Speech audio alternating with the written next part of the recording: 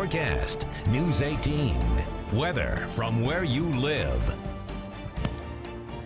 We're already tracking some showers in the viewing area right now. You can see those scattered about, racing to the northeast on pretty gusty south to south-southwest winds. But the bigger system is still off to our west. Big bowling ball of a system kind of developing here all over the western U.S. And where you see the polar jet here and the subtropical jet here, this is very strong rising air motion that will develop.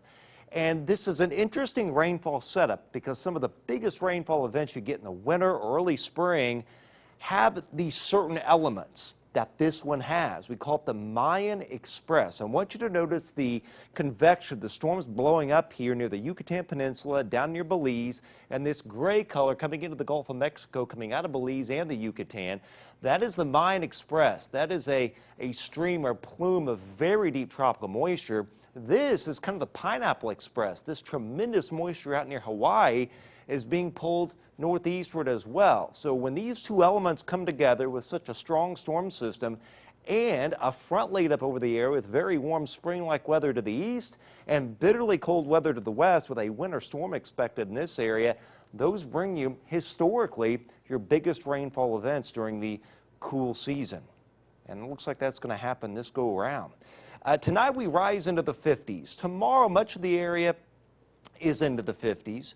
We're in the 50s tomorrow night, but by later tomorrow night, here comes the cold air. You can see the front sinking southward, so by Saturday morning and Saturday midday, yeah, we may be 60 or 61 down here in our southeast, but we may only be around 32 or 34 up in our northwestern counties with that front over the area. And with that front in the area, that tends to focus the heavy rainfall, and then we all fall into the 30s and then 20s getting into Saturday night, and then highs only in the 30s on Sunday. So tomorrow, rain, a few thunderstorms around. That applies to tonight, applies to tomorrow morning.